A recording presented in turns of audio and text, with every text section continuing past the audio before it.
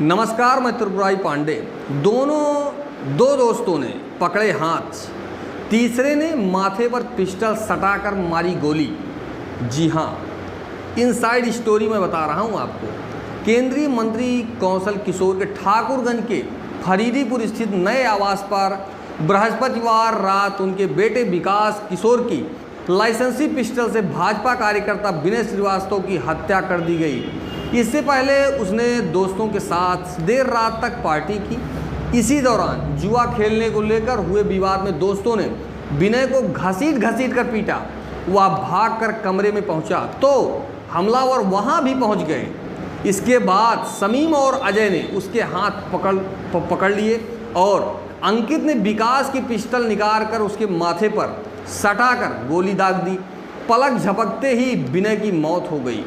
विनय के परिवार वालों ने बताया कि वह रोजाना 10 से 11 या 12 घर से निकल जाता और देर रात तक विकास के साथ ही रहता था। वह उसका बेहद करीबी था। परिजन को जानकारी थी कि विनय बृहस्पतिवार रात को विकास के घर पर है और वहाँ 4-5 लोग जो है मौके पे हैं। घटना की जानकारी पर पहले परिजन और फिर पुलिस पहुंची।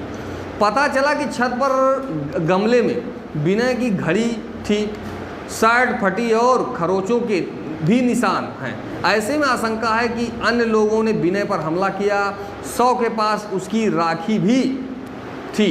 100 को पर्दे से ढक दिया गया था जो है, और नीचे छिपा दी थी पिस्टल।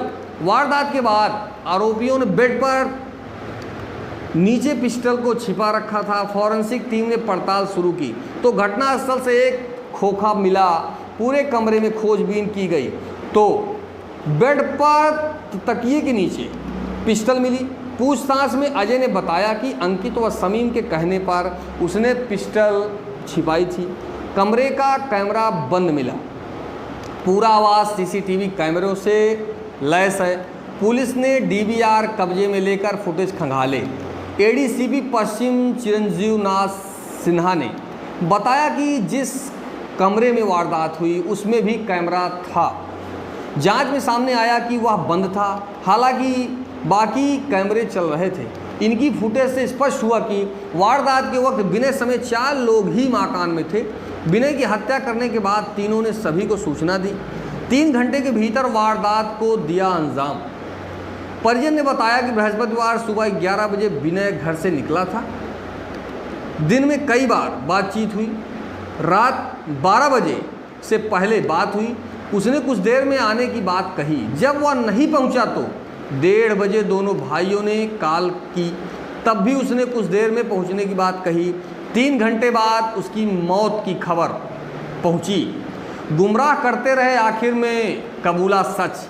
घटना के बाद जब संदिग्ध हिरासत में लिए गए तो उनका कहना था कि विनय ने खुद को गोली मार ली। यही बात उसके परिजनों से भी कही। हालांकि जब पुलिस ने सख्ती से पूछताछ की तो आरोपियों ने कहा कि विनय ने अंकुर पर पिस्टल तान दी थी। खुद के बचाव में उसने उसका हाथ पकड़ लिया था। इसी दौरान छीना झपटी में गोली चल गई। पीड़ित परिवार के साथ हूँ मैं पीड़ित परिवार के साथ हूँ। प्रकरण की विस्तृत जाँच हो, जो सबूत सामने आए उस आधार पर कार्रवाई हो, जो घटना का जिम्मेदार हो उस पर कार्रवाई हो। कौशल किशोर, केंद्रीय राज्य मंत्री। देखेंगे रिपोर्ट।